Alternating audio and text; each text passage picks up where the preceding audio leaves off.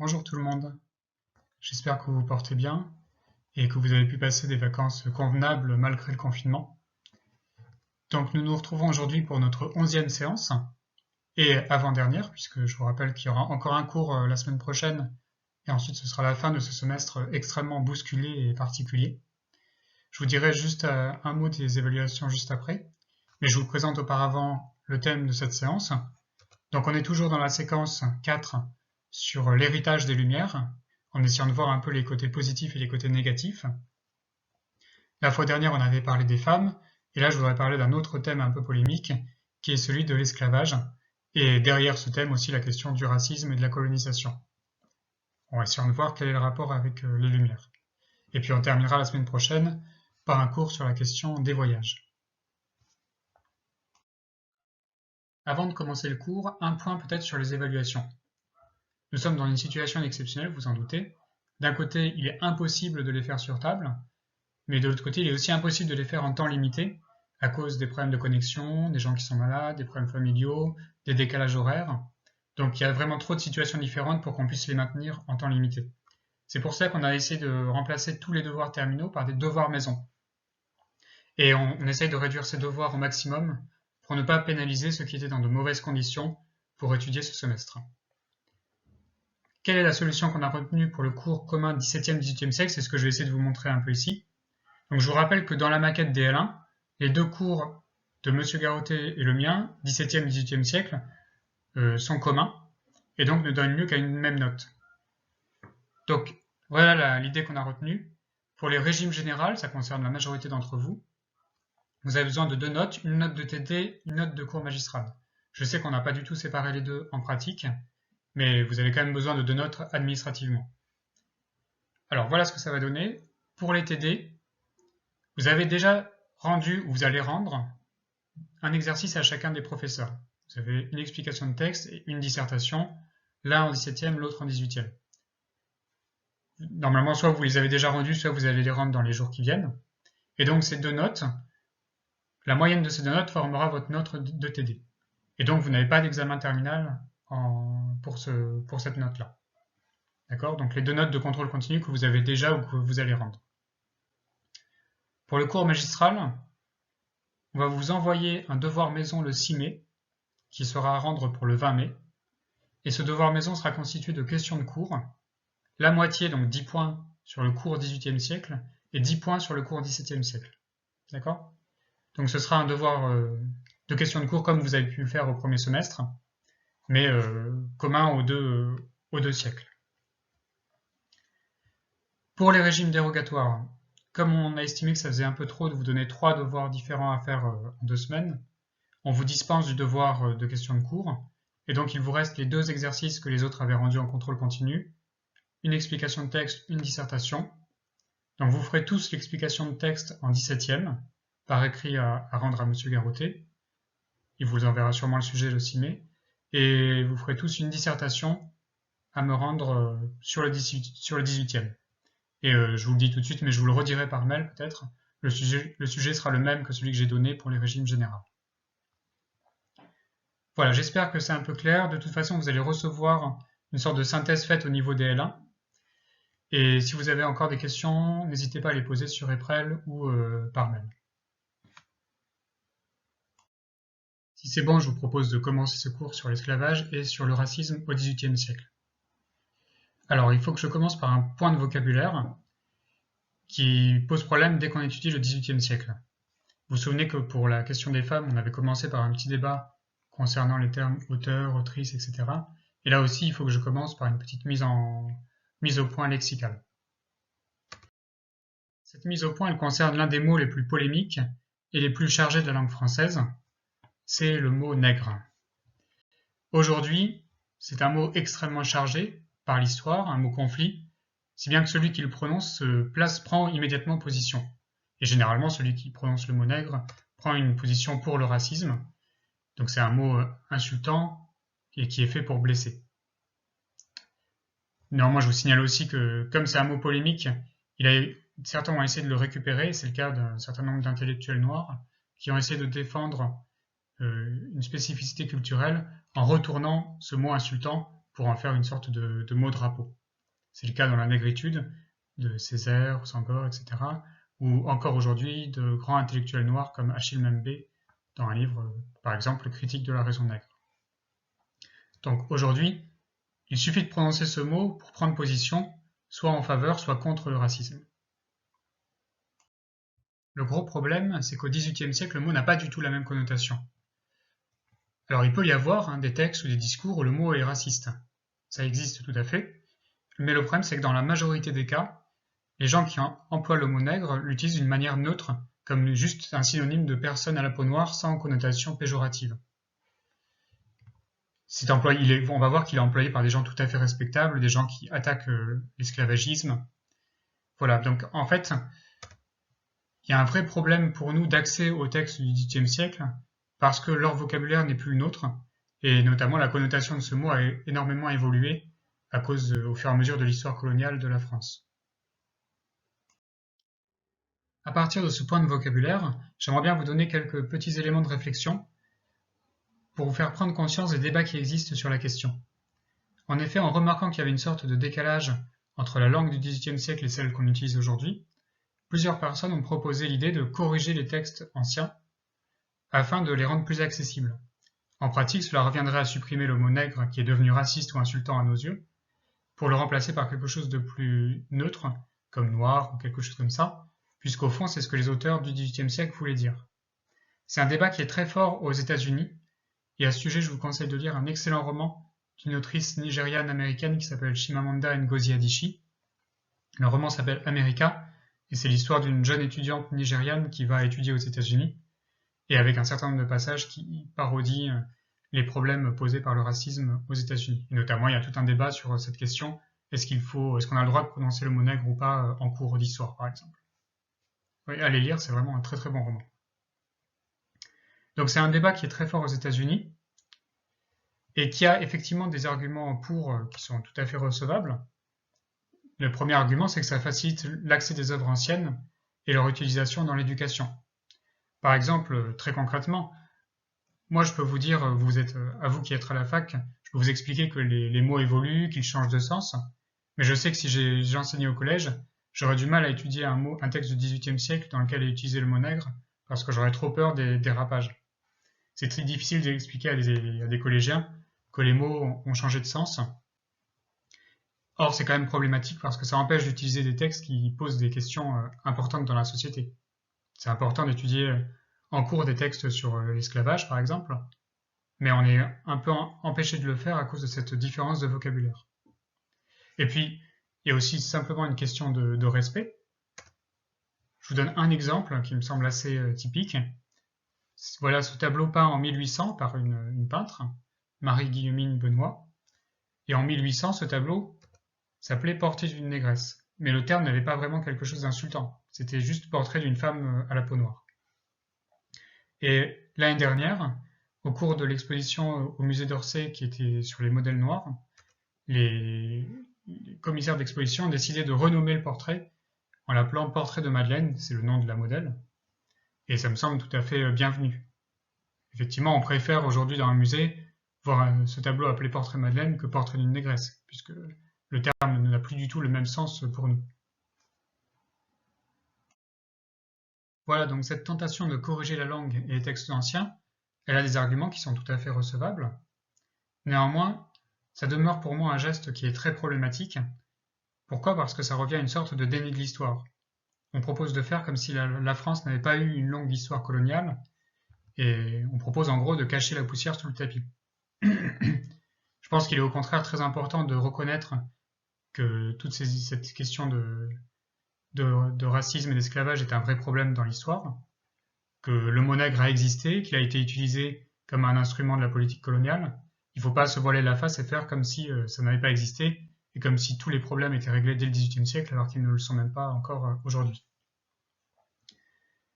Voilà, donc je pense que le débat existe, mais il faut peut-être dissocier aussi plusieurs aspects selon le public auquel on s'adresse.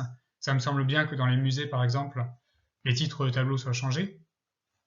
Ça me semble plus respectueux envers le public. Mais à l'université, il faut aborder le passé tel qu'il est et pas commencer à réécrire l'histoire.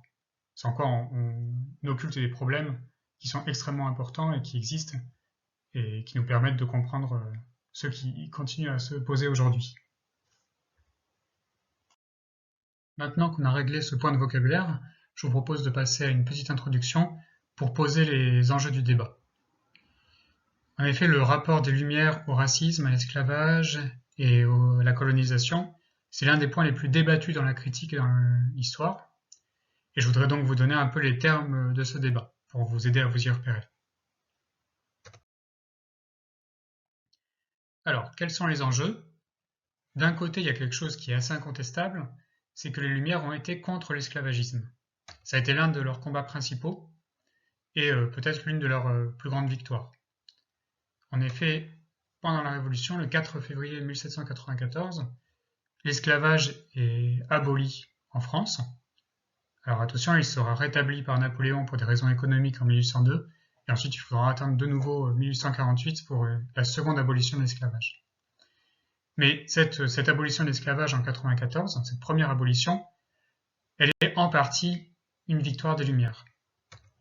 Alors il ne faut pas minorer l'autre facteur qui explique cette victoire, c'est que les années auparavant, il y avait des fortes révoltes d'esclaves à Saint-Domingue, et donc on peut considérer que cette abolition de l'esclavage a aussi été en partie gagnée par les esclaves eux-mêmes, et qu'elle est en partie une autolibération.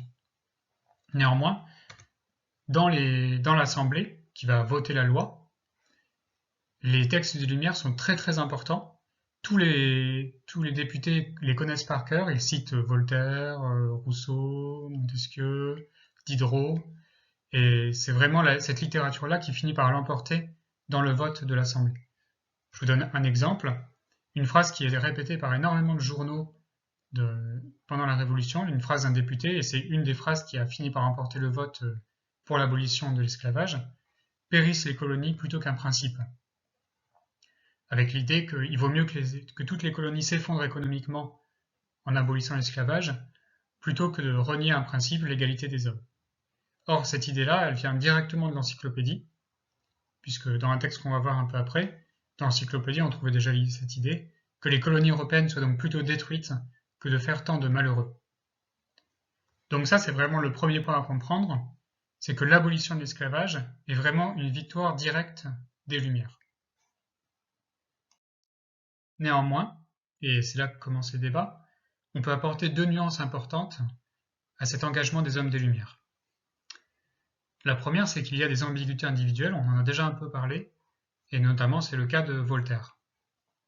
Voltaire qui a une position très étrange à nos yeux, puisque d'un côté, il est radicalement contre l'esclavage, et là je vous renvoie au chapitre 19 de Candide, que certains ont sans doute étudié au lycée.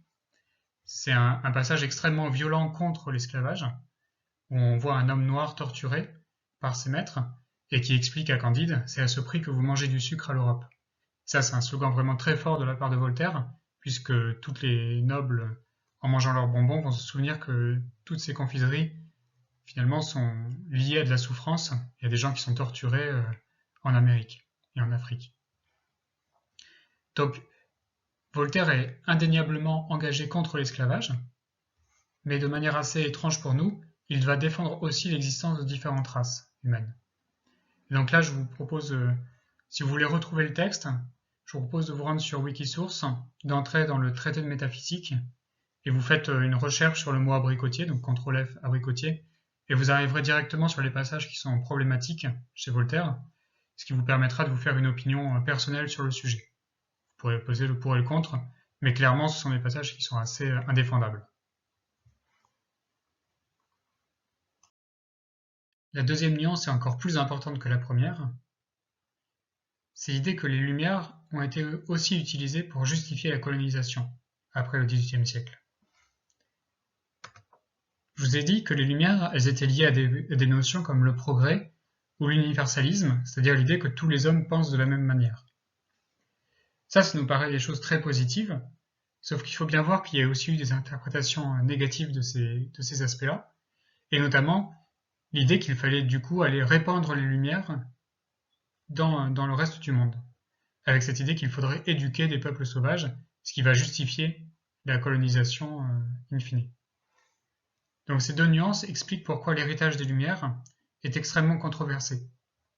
D'un côté, on leur doit la première abolition de l'esclavage, et de l'autre, elles n'ont pas été exemptes de racisme, et par ailleurs, elles ont pu aider à justifier la colonisation. Bon, durant ce cours, je vais surtout insister sur l'aspect positif, sur la lutte contre l'esclavage, mais gardez bien en tête les aspects négatifs, parce que c'est justement des choses qui sont très importantes à bien comprendre dans la société actuelle. Donc pendant ce cours, on va voir un certain nombre de textes, parce que généralement ce sont des passages qui sont quand même assez forts, assez intéressants, et puis comme ça nous permettra de faire une sorte de panorama du siècle à travers cette question. Et donc pour cette première partie, je vous propose de les classer, ces textes, par genre littéraire. Le premier genre littéraire qu'on peut aborder, c'est le théâtre. Et alors clairement, c'est pas le genre le plus efficace dans la lutte contre l'esclavagisme, puisque très souvent, les pièces de théâtre abordent le problème d'un point de vue très abstrait. C'est-à-dire qu'ils vont attaquer l'esclavage, mais sans introduire le problème du racisme. Ils ne vont pas poser la question du racisme, mais simplement celle de la domination entre deux hommes. Est-ce qu'un homme a le droit de prendre possession d'un autre, sans poser la question finalement du racisme. Je me demande si c'est pas lié à la difficulté de représenter des hommes noirs ou des femmes noires sur scène à une époque où tous les acteurs étaient blancs. Mais c'est une hypothèse qu'il faudrait peut-être vérifier historiquement. Un premier exemple pourrait être la pièce de Marivaux, L'île des esclaves, en 1725. Donc dans cette pièce de théâtre, les deux personnages font naufrage sur une île, et en fait c'est un maître et son esclave, un esclave blanc, attention, on est dans l'Antiquité à l'époque d'Athènes. Et donc en fait le rapport entre le maître et l'esclave est à peu près reprend celui du maître-valet dans les comédies classiques. Et donc les deux personnages font naufrage sur cette île, et ils se rendent compte que cette île est dirigée par des esclaves affranchis, et donc ces esclaves vont proposer une inversion des rôles. L'esclave va devenir le maître et le maître l'esclave. C'est un principe qui reprend celui du carnaval, où les rôles, normalement, les hiérarchies s'inversent. Et le carnaval était de toute façon au centre de la comédie. Donc voilà une petite réplique qui illustre le principe de la pièce. Iphicrate, moi l'esclave de ce misérable? Et on lui répond, il a bien été le vôtre. Donc une inversion des rôles. Bon, donc cette pièce, elle est assez amusante à regarder, puisque l'esclave va un peu se venger du maître en lui faisant subir tout ce qu'il lui faisait subir. Mais clairement, elle n'est pas du tout révolutionnaire. C'est une comédie, elle est faite pour faire rire, et pas pour créer une sorte de libération des esclaves. Un deuxième exemple plus engagé, c'est la pièce de Olympe de Gouges, L'esclavage des Noirs, parue en 1792. Je vous en ai déjà un peu parlé dans le cours précédent. Donc elle est plus engagée déjà à cause de sa date. 1792, on est peu avant l'abolition de l'esclavage. Et donc c'est une pièce qui est faite pour intervenir dans les débats politiques. Alors je suis allé lire la pièce pour ce cours, et j'avoue que j'ai été un petit peu déçu de l'argument, puisque Olympe de Gouges aborde l'esclavage d'un point de vue très abstrait, comme le montre par exemple ce passage. Alors dans ce passage, Mirza c'est une esclave noire, et Valère c'est un Français. Donc voilà le dialogue entre les deux. Non, les Français voient avec horreur l'esclavage. Plus libres un jour, ils s'occuperont d'adoucir votre sort. Mirza avec surprise.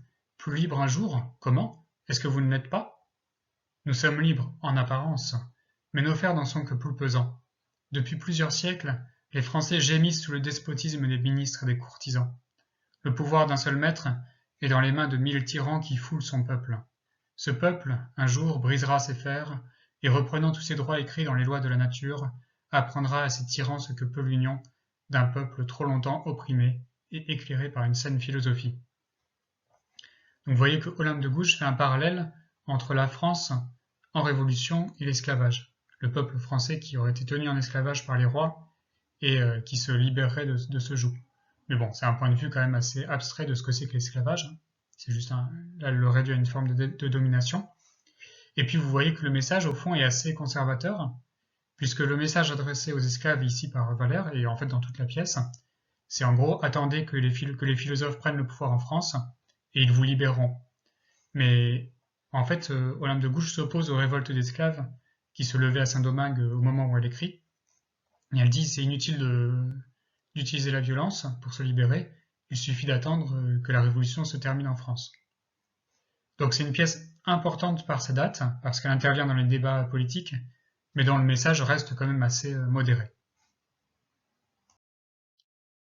Quand on passe du théâtre à la poésie, on va se rendre compte que le message va être beaucoup plus fort et exposé de manière vigoureuse. Je voudrais vous montrer notamment ce très beau poème de Jean-Antoine Rocher, donc tiré d'un très grand ouvrage qui s'appelle Les Mois, je vous en ai déjà un tout petit peu parlé. C'est une sorte de poésie encyclopédique, un très très long poème sur à peu près tous les sujets, et donc il y a un petit passage sur l'esclavage. Donc je vous le lis, ensuite on essaiera de le commenter rapidement. Faites attention surtout au rythme utilisé par Rocher, grâce à l'Alexandrin. Mais parlez, de quel droit plonger dans l'esclavage l'homme innocent et doux que vous nommez sauvage? Jamais dans vos foyers, barbares conquérants, a-t-il porté le glaive et le feu dévorant? Et repassant les flots sur des nefs fugitives, a-t-il jamais traîné vos épouses captives? Content des simples fruits que la palme enfantait, au fond de ces déserts paisibles il habitait. Il y serait encore, sans vous, sans la furie qui tourmente ses jours, l'arrache sa patrie, et l'emporte à travers l'océan écumeux, vers des bords que le crime a rendus trop fameux. Eh bien, qu'un Dieu vengeur des enfants de l'Afrique et du sang dont le glaive inonda l'Amérique, qu'un Dieu dans ces climats vous poursuive, et sur vous des vents, des feux, des eaux déchaîne le courroux, que sous vos pas la terre ébranlée, entr'ouverte, s'abîme dans la mer de vos débris couvertes, et que votre supplice épouvante à jamais l'avare imitateur de vos lâches forfaits. Donc dans ce poème, l'argumentation, on le voit, est portée par le sentiment. Le rythme et la versification essayent de traduire une forme d'indignation. Et vous voyez aussi que le message est beaucoup plus fort que dans les pièces de théâtre précédentes. Ici, Jean-Antoine Rocher lance une malédiction contre les esclavagistes. Et vous noterez aussi le mot barbare au troisième vers, barbare conquérant, qui propose une sorte d'inversion du point de vue, puisque dans l'imaginaire de la colonisation, c'est le peuple éduqué qui va éduquer les peuples sauvages. Et ici, Antoine Rocher inverse l'argumentation, puisque les vrais barbares, pour lui, ce seront les colonisateurs.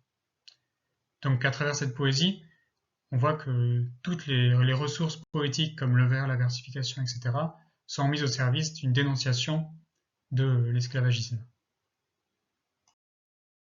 Et puis pour terminer ce premier tour d'horizon, je vous propose un passage tiré d'un roman cette fois-ci, et j'ai choisi L'an 2440 de Louis-Sébastien Mercier, un roman dont je vous ai déjà parlé, c'est le premier roman d'anticipation en France. L'auteur imagine à quoi ressemblera la France en 2440, et c'est aussi un des best-sellers du XVIIIe siècle, c'est l'un des livres les plus lus de l'époque.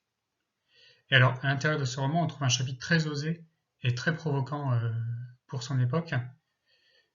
Donc le narrateur se promène dans Paris en l'an 2440.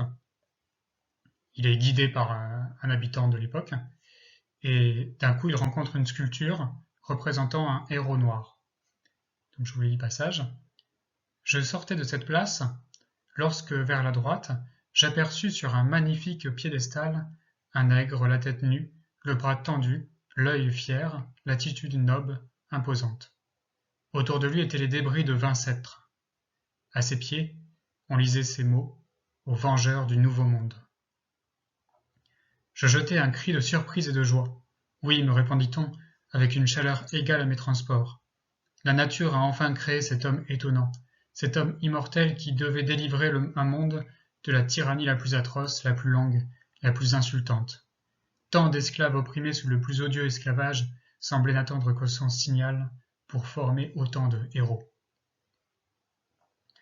Donc vous voyez ici, Mercier propose une description très positive de ce héros noir. Et les réactions du narrateur ne sont pas ambiguës, c'est de la joie. Je jetais un cri de surprise et de joie. Donc ce personnage est vraiment mis en avant. Et alors ce qui est intéressant de noter ici, c'est que Mercier défend une vision, une lutte contre l'esclavage, où la libération viendrait des esclaves eux-mêmes et non pas des philosophes. Ici, ce sont les esclaves eux-mêmes qui se sont libérés grâce à l'action d'un chef. Donc c'est une sorte de renversement assez important dans les représentations, puisque généralement, même dans les textes anti-esclavagistes, on considère que c'est le rôle des philosophes d'aller délivrer les esclaves. Là, c'est une vision beaucoup plus réaliste et beaucoup plus violente aussi.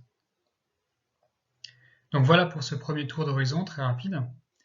Juste pour vous montrer que la lutte contre l'esclavagisme, d'abord c'est un thème très important des Lumières, on le retrouve dans énormément d'œuvres, et puis surtout ça passe par tous les genres, théâtre, poésie, roman, ce qui signifie aussi que ça touche tous les publics, puisque chaque genre s'adresse à des publics un peu différents, et donc puisque ce thème passe dans tous les genres, il avait une portée très très large au XVIIIe siècle. Dans une deuxième partie, peut-être un peu plus rapide, il m'a semblé important de vous parler des auteurs noirs. Comme c'était un peu la même chose que dans le cours sur les femmes, ça me semble absurde de faire un cours sur les femmes sans voir les écrivaines du XVIIIe siècle. Et ici, j'aimerais donc m'interroger pour savoir qu'est-ce qu'ont dit les auteurs noirs du XVIIIe siècle sur l'esclavage. Alors, il y a un exemple très intéressant qui vient, en fait, c'est un texte anglais mais qui a été traduit en français dès le XVIIIe siècle. C'est ce texte de Ottobah Cugoano, Réflexion sur la traite et l'esclavage des nègres. Alors, Cugoano, il a une histoire assez incroyable. Donc, c'est un auteur né en Afrique, au niveau du Ghana actuel, puis qui a été vendu comme esclave, amené en Angleterre où il a été finalement libéré, et ensuite il est devenu un auteur qui a écrit des textes contre l'esclavagisme, et très important dans les Lumières, dans la réflexion des Lumières sur ce sujet. Donc voilà un petit extrait de ce texte. Les Africains ne sont donc pas plus coupables que les Blancs. Il en est donc de la diversité de couleurs parmi les hommes, comme des diverses nuances de l'arc-en-ciel. Il est donc aussi peu criminel d'être noir ou blanc que de porter un habit noir ou un habit blanc. Qu'importe lorsqu'on meurt d'être blanc ou noir, homme ou femme, grand ou petit, jeune ou vieux. Aucune de ces différences n'altère l'essence de l'homme.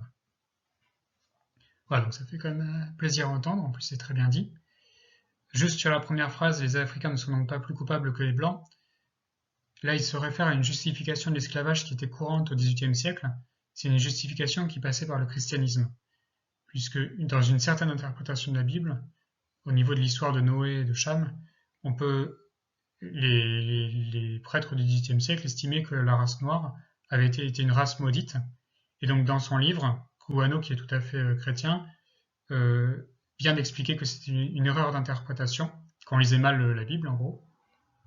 Et donc il justifie, il conclut ici le fait que les Africains ne sont pas plus coupables que les Blancs, qu'il n'y a pas de raison théologique à l'esclavage. Et alors ce qui m'intéresserait de noter à propos de Cugoano, c'est la continuité de sa pensée avec celle des Lumières. Je vous en donne un exemple à partir de ce deuxième texte qui est tiré du même ouvrage. Pour penser que la traite et la servitude des nègres soient permises, il faut avoir étouffé en soi toute espèce de sensibilité.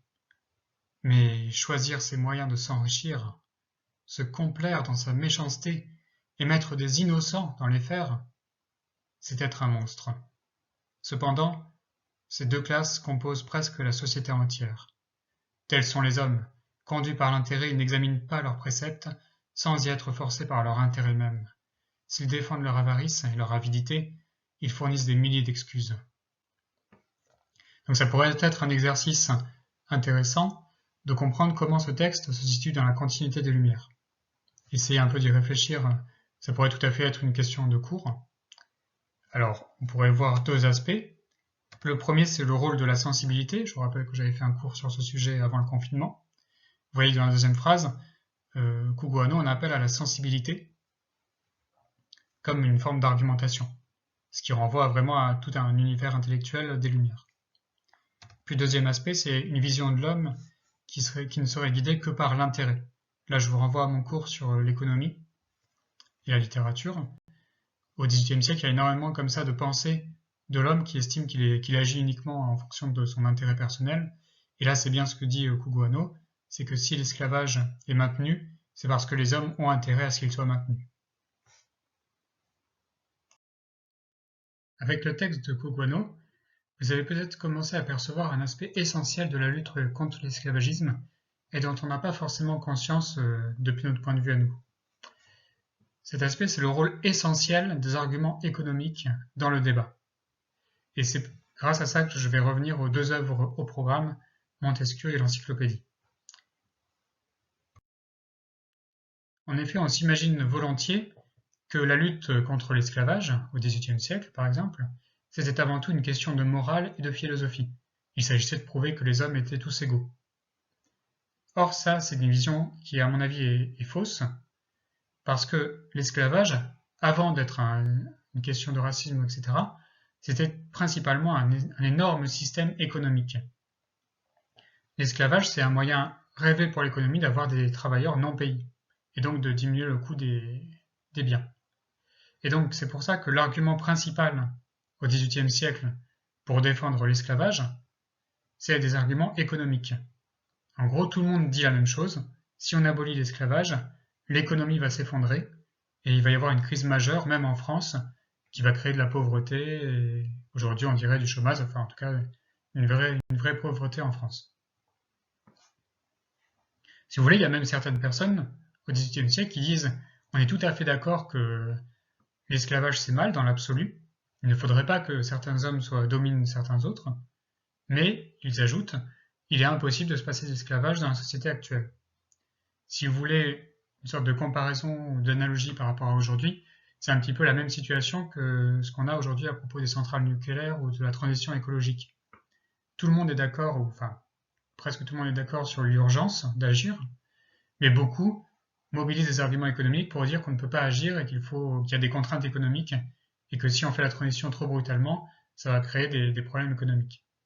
Et c'était un peu le même problème au XVIIIe siècle pour l'esclavage. On disait qu'on ne pouvait pas abolir l'esclavage parce que ça allait créer un effondrement de l'économie.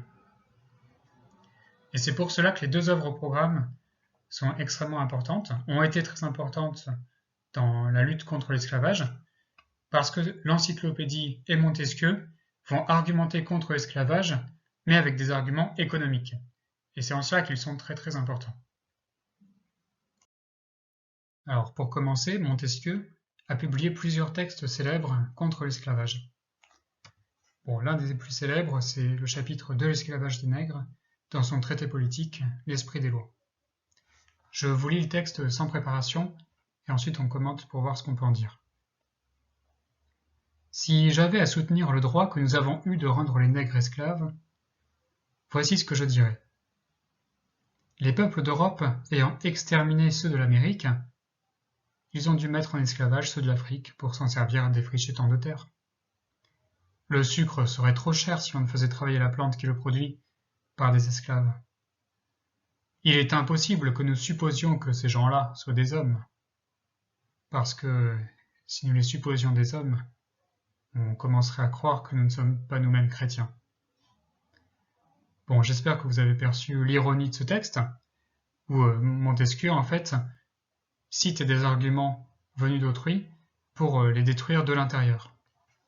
Mais alors ce qui est intéressant, c'est que l'ironie, par exemple ici, elle est assez perceptible dans la deuxième et le quatrième paragraphe, qui sont absolument impossibles à défendre. Mais au milieu de ces textes parfaitement ironiques, Montesquieu cite aussi des arguments qui, eux, ressemblent beaucoup à ce qu'aurait pu dire vraiment un défenseur de l'esclavage. Et notamment le troisième paragraphe, le sucre serait trop cher si l'on faisait travailler la plante qui le produit par les esclaves, c'est littéralement l'argument qu'utilisent les gens pour défendre l'esclavage. Il n'y a pas de marque d'ironie. Et donc c'est un peu une technique de Montesquieu de placer dans un ensemble de textes qui est clairement ironique des arguments tels qu'ils auraient pu être prononcés, et c'est une manière de montrer que ces arguments sont en fait complètement absurdes, qu'ils sont aussi absurdes que les autres phrases qui sont ironiques. Donc Montesquieu essaie ici de détruire de l'intérieur l'idée que l'économie serait une justification suffisante pour l'esclavage. Et c'est une idée qu'on retrouve assez fréquemment dans les lettres persanes. Je vous renvoie notamment à la lecture de deux lettres, la lettre 118 et la lettre 121. Je ne vais pas énormément développer parce que notamment la lettre 121 sert d'évaluation à certains d'entre vous, mais pour vous le dire dans les grandes lignes, vous irez les lire plus en détail, Montesquieu attaque l'esclavage grâce à une argumentation économique en montrant que l'esclavage nuit à la richesse et à la fécondité des nations. C'est-à-dire qu'il démontre exactement l'inverse que ce que tous les défenseurs de l'esclavage mettaient en avant. Tout le monde disait l'esclavage, c'est ce qui soutient notre économie, et Montesquieu montre qu'au contraire, c'est une aberration, y compris du point de vue économique. Parce que, par exemple, les esclaves ont moins envie de travailler que les travailleurs qui vont gagner un salaire, parce que ça baisse la fécondité d'une nation, etc. Donc c'est vraiment une argumentation sur le plan économique qui était le principal plan utilisé pour défendre ce système. Et j'en viens maintenant au texte le plus célèbre contre l'esclavage, et qui est peut-être aussi l'article le plus célèbre de l'encyclopédie, c'est l'article Traite des nègres du chevalier de Jaucourt. Jaucourt, je vous rappelle, c'est celui qui remplace d'Alembert, une fois que celui-ci quitte l'encyclopédie après 1758. Et donc Jaucourt devient le deuxième éditeur avec Diderot. Et c'est aussi le contributeur le plus important de l'encyclopédie, c'est lui qui a écrit le plus grand nombre de pages de l'ouvrage. Alors cet article, extrêmement célèbre, à l'époque et encore aujourd'hui, c'est un article extrêmement engagé, très bien écrit aussi, et qui s'apparente à une démolition en règle de l'argumentation des esclavagistes. Alors je vous lis juste le début. Traite des nègres, commerce d'Afrique. Donc c'est le désignant, commerce d'Afrique. C'est l'achat des nègres que font les Européens sur les côtes de l'Afrique pour employer ces malheureux dans leurs colonies en qualité d'esclaves. Cet achat de nègres pour les réduire en esclavage est un négoce qui viole la religion, la morale, les lois naturelles et tous les droits de la nature humaine. Donc vous voyez que la prise de position est immédiate dès le premier paragraphe, prise de position à la fois subjective, avec l'utilisation par exemple du terme malheureux, qui implique un point de vue du locuteur, et puis une prise de position objective, puisque Jaucourt annonce qu'il va montrer que c'est un système économique qui viole absolument toutes les lois de l'homme et de l'humanité. Donc au cours de l'article, qui est quand même un petit peu long, Jaucourt argumente à plusieurs niveaux. Ici par exemple, dans ce paragraphe, il va argumenter au niveau du droit et de la justice, en prouvant que les esclaves ont le droit de s'enfuir parce que leurs possesseurs n'avaient pas le droit de les détenir. Alors je vous lis le texte. Il faut conclure de là qu'un homme dont l'esclave prend la fuite ne doit s'en prendre qu'à lui-même, puisqu'il avait acquis à prix d'argent une marchandise illicite, et dont l'acquisition lui était interdite par toutes les lois de l'humanité et de l'équité.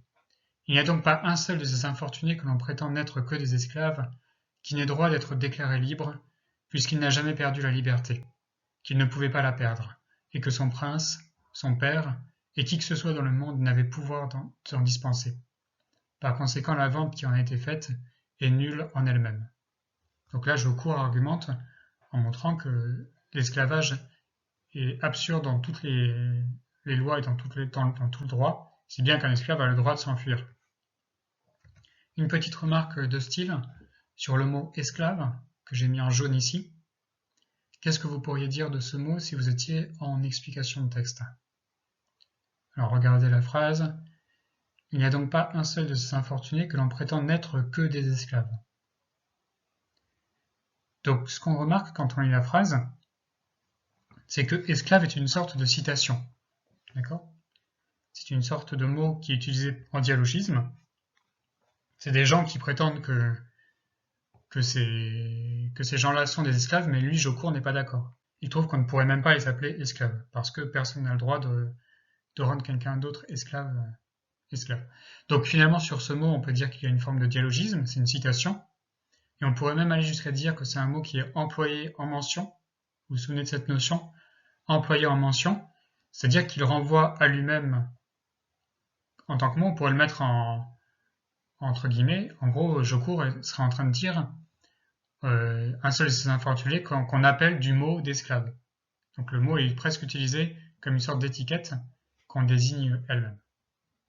Je vous renvoie au cours qu'on avait fait au début du semestre sur cette notion. Je termine enfin par l'extrait correspondant à l'argumentation économique de l'article, et c'est peut-être aussi le passage le plus fort du texte. Donc pareil, je vous le lis, ensuite on fait quelques commentaires. On dira peut-être qu'elles seraient bientôt ruinées, ces colonies, si l'on y abolissait l'esclavage des nègres. Mais quand cela serait, faut-il conclure de là que le genre humain doit être horriblement lésé pour nous enrichir, ou fournir à notre luxe? Il est vrai que les bourses des voleurs de grand chemin seraient vides si le vol était absolument supprimé. Mais les hommes ont-ils le droit de s'enrichir par des voies cruelles et criminelles? Quel droit a un brigand de dévaliser les passants?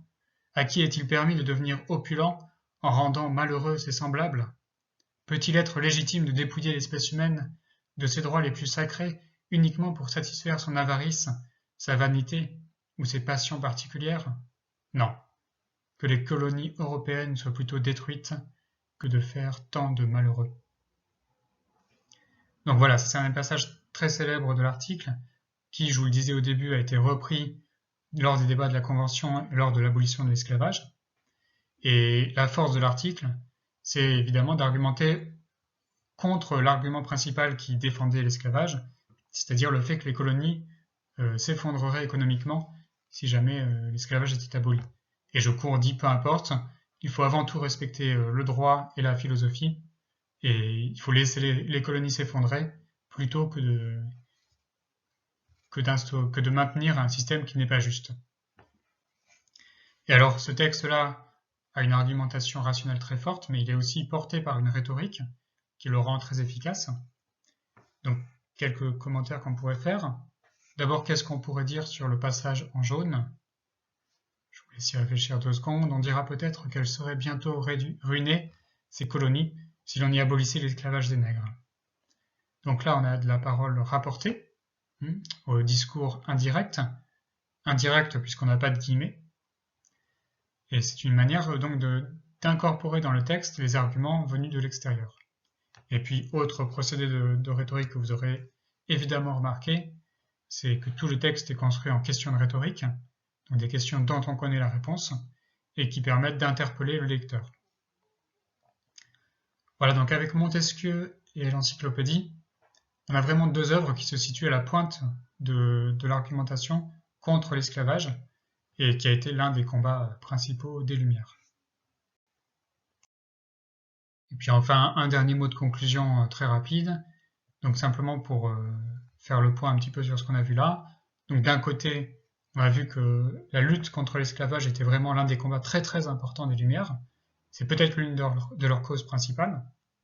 Elle passe par énormément de moyens, le roman, le théâtre, la poésie, l'encyclopédie, et puis elle porte sur plein de niveaux différents, d'un point de vue moral, un point de vue économique, le point de vue du droit, etc. Donc retenez vraiment l'importance de ce combat, mais je le répète aussi ce que je disais au début, retenez que les Lumières n'ont pas eu que des effets positifs sur ces questions de racisme, de colonisation et d'esclavage, puisqu'elles ont été aussi en partie une justification à la colonisation.